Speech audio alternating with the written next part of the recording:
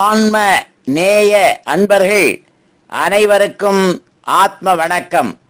வேலூர் சித்த வித்தை தவ மையத்தின் சார்பில் நம்முடைய ஞானபிதா ஜெகத்சோதி சுவாமி சிவானந்த பரமஹம்சர் அவர்கள் உலக மக்கள் நலன் கருதி உருவாக்கிய சித்த வேத தத்துவத்தை உங்களின் செவிகளுக்கும் சிந்தனைக்கும் பயன் தரும் வகையில் தினம் தினம் வழங்கப்படுகிறது. அதன் தொடர்ச்சியாய் இன்று 5ஆம் நாள் தொடக்கம். அத்தியாயம் 2. சிஷ்யன். குருவே, உலகம் முழுவதும் அவனவனது மனதாகும் என்றும் அந்த மனதே குருவென்றும் சொன்னீர்கள். அப்படியானால் உலகமே குருவாகிறதல்லவா? ஆம். ஆனால் அது நீர் கிரகித்த பிரகாரம் அல்ல. அது எப்படி என்றால், முன் அத்தியாயத்தில் விவரித்த மாயையிலிருந்து 2 நிலைமைகள் உண்டாகின்றன. அது முதலாவது காரணமும் 2வது காரியமும் ஆகும். இவ்விதம் 2 நிலைமைகள் கூடும்போது மாத்திரமே உலகம் உண்டாகின்றது. அதில் காரியம் என்பது என்னவென்றும் காரணம் என்பது என்னவென்றும் நாம் அறிய வேண்டும். ஆனால் காரியம் என்பது ஏதாவது அனுபவத்திலோ பலத்திலோ வருவதும் கிடைக்கின்றதுமாகும். அவை எவ்விதமாய் வருகின்றதோ கிடைக்கின்றதோ அதற்குள்ள பிரயத்தனம் எதுவோ அது காரணமும் ஆகின்றது. சுவாமி, உலகம் இல்லை என்றால் இந்த 2 நிலைமைகளும் உண்டாகுமா? ஆனால் உலகம் என்பது எந்த விதமாக இருக்கிறதென்று உனக்கு தெரியுமா? தெரியாது. உலகம் என்பது 3 நிலைமைகளாக இருக்கின்றன.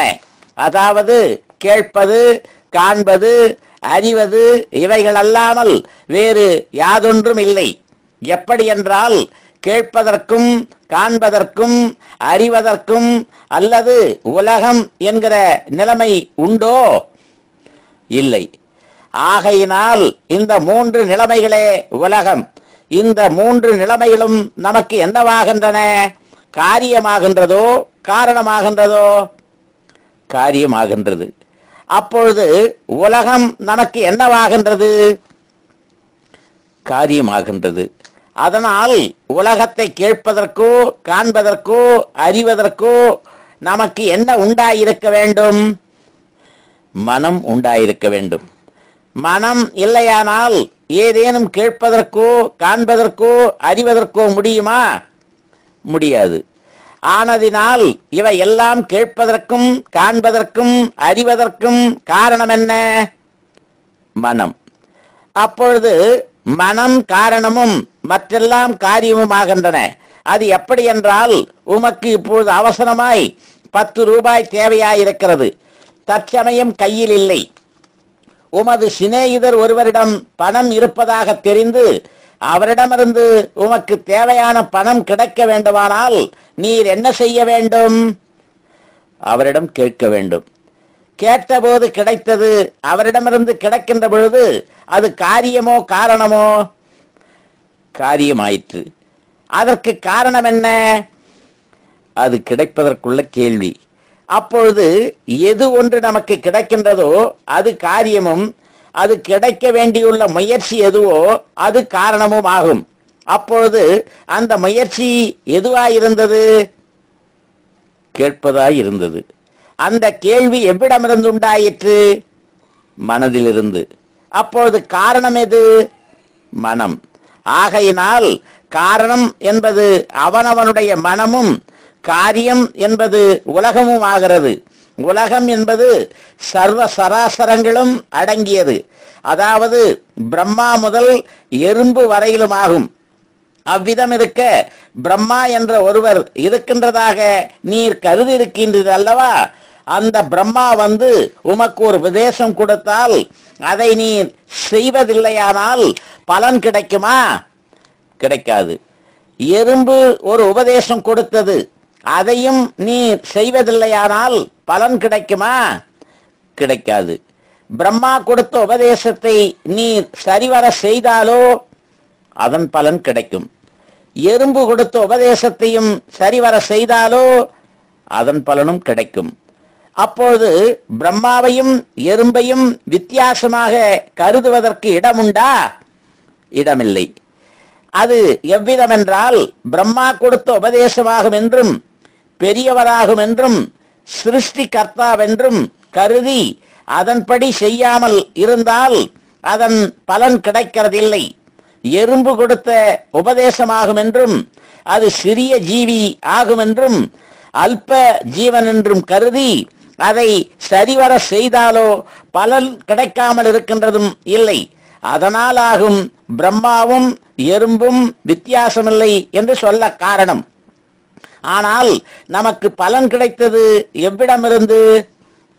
நம்முடைய தொழிலில் இருந்து. அத்தொழில் எவ்விடமிருந்து உண்டாயிற்று? மனத்திலிருந்து.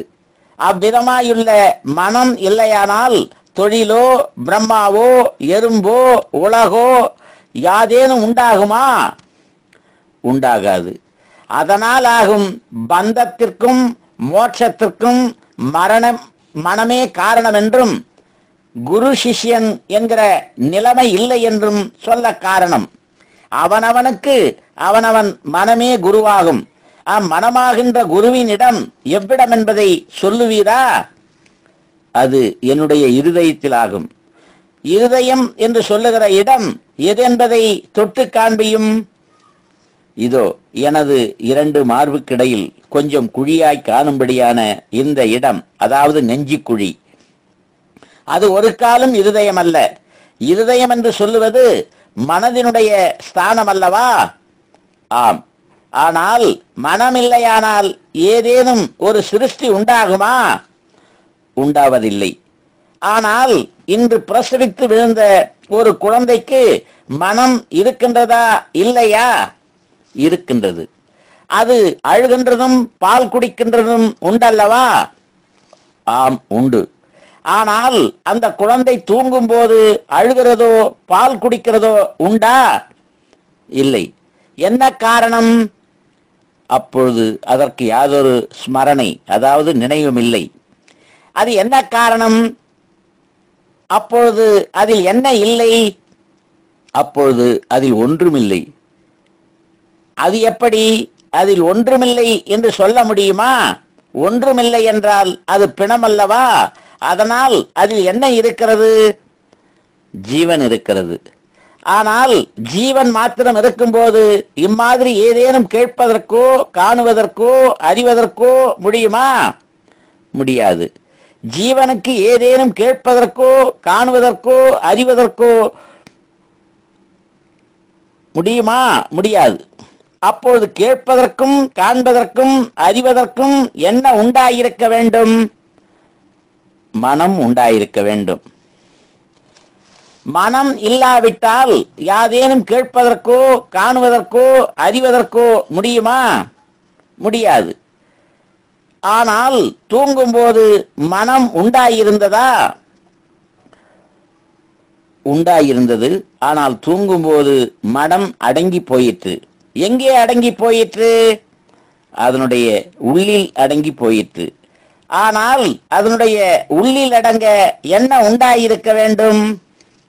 ஜீவன் உண்டாயிருக்க வேண்டும். ஜீவன் இல்லாவிட்டால் மனம் உண்டாகுமா? உண்டாகாது. அப்போது மனம் எங்கிருந்து உண்டானது? ஜீவனிலிருந்து. ஆனால் தூங்கும் போது மனமானது ஜீவனில் கரைந்து, அதாவது லயித்து மற்றொன்றும் இல்லாமலாய்விட்டது.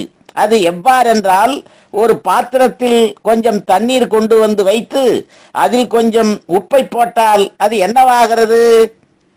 அந்த உப்பு தண்ணீரில் கரைந்து அதில் லயித்து போகிறது. அதே மாதிரியாகும் நாம் தூங்கும்போது மனமானது ஜீவனில் லயித்து ஜீவ ரூபம் மாத்திரமாய் வேறொன்றும் இல்லாமலானது. ஆனால் மனமானது ஜீவனில் லயிக்க காரணம் எப்படி என்றால், உப்பு ஜலத்தில் லயிக்க காரணம் என்னவென்று அறிய வேண்டும். ஆனால் அந்த உப்பு எங்கிருந்து உண்டாயிற்று என்று அறிந்தால்தான் உப்பு தண்ணீரில் லயிக்கும் காரணத்தை அறிய முடியும். ஆனால் உப்பு எங்கிருந்து உண்டாயிற்று? உப்பு தண்ணீரிலிருந்து உண்டாயிற்று. நன்று. நாளைக்கு தொடருவோமா? ஆத்ம வணக்கம்.